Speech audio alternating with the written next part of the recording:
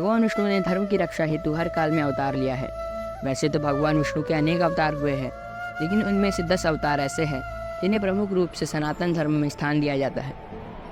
तो स्वागत है आपका हमारे चैनल में, जहां आज हम बात करने वाले हैं भगवान विष्णु के 10 अवतार यानी दशावतार की पौराणिक तथा प्रामाणिक कथाओं के बारे में। मत्स्य अवतार। पुराणों के अनुसार भगवान विष्णु ने सृष्टि को प्रलय से बचाने के लिए मत्स्य अवतार लिया था। सतयुग की शुरुआत में एक राजा थे, राजा सत्यव्रत। राजा सत्यव्रत एक दिन नदी में स्नान कर जलांजलि दे रहे थे। अचानक उनकी हथेली में एक छोटी सी मछली आ गई। उन्होंने देखा तो सोचा कि उस मछली को वापस समुद्र में डाल दे, पर मछली ने बोला, आप मुझे समुद्र में मत डालिए, वरना समुद्र की बड़ी मछलियाँ मुझे खा जाएगी। तब राजा सत्यव्रत ने मछली को अपने कमंडल में रख लिया। मछली और बड़ी हो गई तो राजा ने उसे अपने सरोवर में रख लिया। तब देखते ही देखते वो और बड़ी हो गई। राजा को समझ में आ गया था कि यह कोई साधारण जीव नहीं है। राजा ने मछली को वास्तविक रूप में आने की प्रार्थना की। राजा की प्रार्थना सुन साक्षात चतुर्भुजधारी भगवान विष्णु प्रकट हो गए और उन्होंने कहा कि यह मेरा मत्स्य अवतार है और आज से 7 दिन रात प्रलय होने वाला है। तब मेरी एक विशाल नाव तुम्हारे पास आएगी। तब तुम सप्तऋषियों, सभी प्राणियों के बीजों के सूक्ष्म शरीर को लेकर उसमें बैठ जाना। जब तुम्हारी नाव डगमगाने लगेगी तब मैं मत्स्य के रूप में तुम्हारे पास आऊँगा। तब उस समय तुम वासुकी नाग द्वारा नाव को मेरे सींगों से बांध देना। उस समय प्रश्न पूछने पर मैं तुम्हें उत्तर दूंगा। इससे मेरी महिमा, जो कि परम ब्रह्म के नाम से विख्यात है, तुम्हारे हृदय में प्रकट हो जाएगी। तब समय आने पर मत्स्य रूपधारी भगवान विष्णु ने राजा सत्यव्रत को तत्व ज्ञान के उपदेश दिए, जो कि मत्स्य पुराण के नाम से विख्यात है। कूर्म अवतार। धर्म ग्रंथों के अनुसार भगवान विष्णु ने कूर्म यानी कछुए का अवतार लेकर समुद्र मंथन में सहायता की थी। एक बार महर्षि दुर्वासा ने देवराज इंद्र को श्राप देकर श्रीहीन कर दिया। तब इंद्र जब भगवान विष्णु के पास पहुँचे तो उन्होंने समुद्र मंथन करने का सुझाव दिया।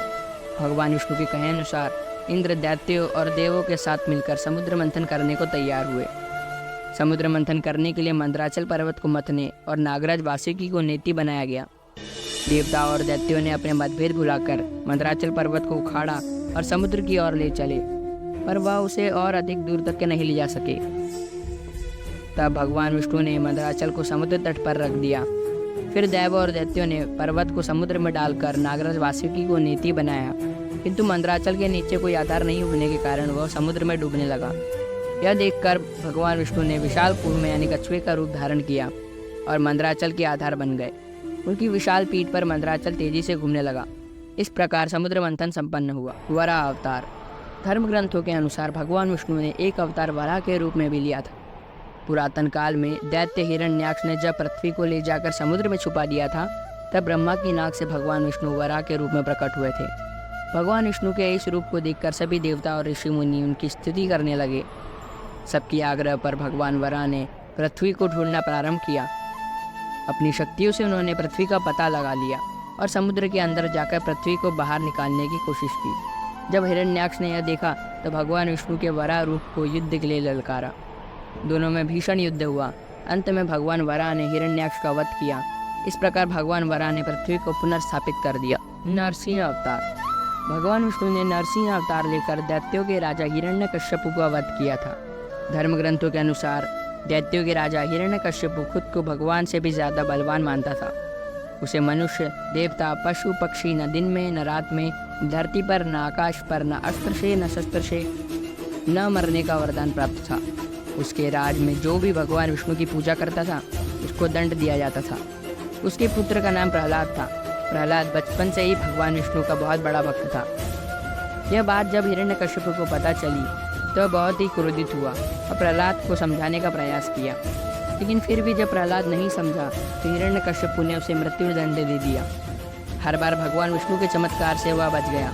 हिरण्यकश्यप की बहन होलिका थी, जिसे अग्नि से न जलने का वरदान प्राप्त था। वह प्रहलाद को लेकर धधकती हुई अग्नि में बैठ गई। फिर भी भगवान विष्णु की कृपा से प्रहलाद बच गया और होलिका जल गई। जब हिरण्यकश्यप स्वयं प्रहलाद को मारने वाले थे तब भगवान विष्णु नरसिंह अवतार लेकर खंबे से प्रकट हुए और उन्होंने अपने नाखूनों से हिरण्यकश्यप का वध कर दिया। वामन अवतार। सतयुग में प्रहलाद के पौत्र बलि ने स्वर्ग लोक में अपना अधिकार जमा लिया था। सभी देवता इस विपत्ति से बचने हेतु भगवान विष्णु के पास गए। तब भगवान विष्णु ने कहा कि मैं स्वयं माता अदिति के गर्भ से उत्पन्न होकर तुम्हें स्वर्ग का राज वापस दिलाऊंगा। कुछ समय पश्चात भगवान ने वामन अवतार लिया। एक बार जब राजा बलि एक महान यज्ञ कर रहा था, तब भगवान वामन बलि के यज्ञशाला में पहुंच गए और राजा बलि से 3 पग धरती दान में मांग ली। राजा बलि के सुगुरु शुक्राचार्य प्रभु की लीला को समझ गए थे। उन्होंने राजा बलि को दान देने से मना कर दिया, लेकिन फिर भी उन्होंने दान देना ही उचित समझा और भगवान वामन को 3 पग धरती दान में देने का संकल्प किया। भगवान वामन ने विशाल रूप धारण किया और अपना एक पग धरती पर और दूसरा पग स्वर्ग लोक पर रखा, और जब तीसरा पग रखने के लिए कोई स्थान नहीं बचा तो राजा बलि ने भगवान वामन को अपने सर पर पग रखने को कहा।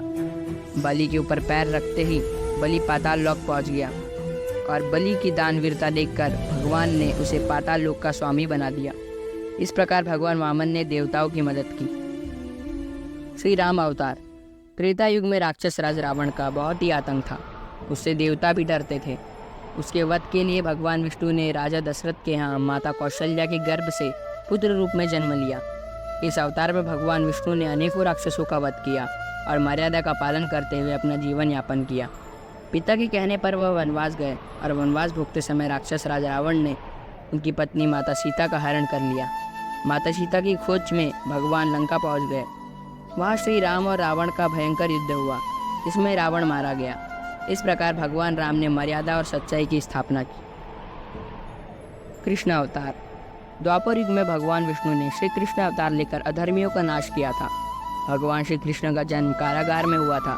इनके पिता का नाम वासुदेव और माता का नाम देवकी था। भगवान श्री कृष्ण ने इस अवतार में अनेकों चमत्कार किए हैं और दुष्टों का सर्वनाश भी किया है। कंस का वध भी श्री कृष्ण भगवान ने ही किया था।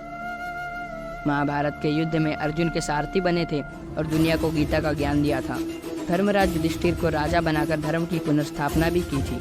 भगवान विष्णु का यह अवतार देवताओं में सबसे अधिक श्रेष्ठ माना जाता है। परशुराम अवतार। हिंदू धर्म ग्रंथों के अनुसार भगवान परशुराम भगवान विष्णु के प्रमुख अवतारों में से एक है। भगवान परशुराम जी के जीवन की 2 कहानियाँ प्रसिद्ध हैं। हरिवंश पुराण के अनुसार प्राचीन काल में महेश्वती साम्राज्य में एक शक्तिशाली क्षत्रिय राजा सहस्त्रबाहु का शासन था। वह बहुत ही अभिमानी था और अत्याचारी भी था। एक बार अग्निदेव ने उससे भोजन करने का आग्रह किया। तब सहस्त्रबाहु ने घमंड में आकर कहा, आप जहाँ चाहे भोजन प्राप्त कर सकते हैं, सभी और मेरा ही राज्य है। तब अग्निदेव ने वनों को जलाना शुरू कर दिया। एक वन में एक ऋषि तपस्या कर रहे थे। अग्नि ने उनके आश्रम को भी जला डाला। इससे क्रोधित होकर ऋषि ने सहस्त्रबाहु को श्राप दिया कि भगवान विष्णु परशुराम के रूप में जन्म लेंगे और न सिर्फ सहस्त्रबाहु सभी क्षत्रियों का वध करेंगे। इस प्रकार भगवान विष्णु ने भार्गवपुर में महर्षि जमदग्नि के 5वें पुत्र के रूप में जन्म लिया। बुद्ध अवतार।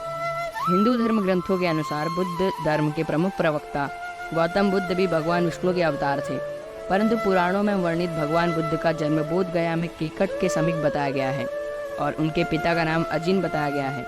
यह प्रसंग पुराणों में वर्णित बुद्ध अवतार का ही है। कल्कि अवतार। हिंदू धर्म ग्रंथों के अनुसार भगवान विष्णु कलयुग के अंत में कल्कि रूप में अवतार लेंगे।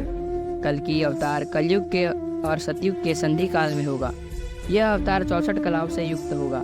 पुराणों के अनुसार उत्तर प्रदेश के मुरादाबाद जिले के श्यामपम नामक गांव के विष्णु यशा नामक तपस्वी ब्राह्मण के घर में भगवान कल्कि रूप में अवतार लेंगे। कल्कि देवदत्त नामक घोड़े पर सवार होकर संसार के पापियों का विनाश करेंगे और धर्म की पुनर्स्थापना करेंगे। तभी सतयुग का प्रारंभ होगा। अगर वीडियो पसंद आई हो तो चैनल को सब्सक्राइब जरूर कर देना, क्योंकि यही मेरा मोटिवेशन बढ़ाता है। और अगली वीडियो के लिए कमेंट में सजेशन जरूर दीजिए।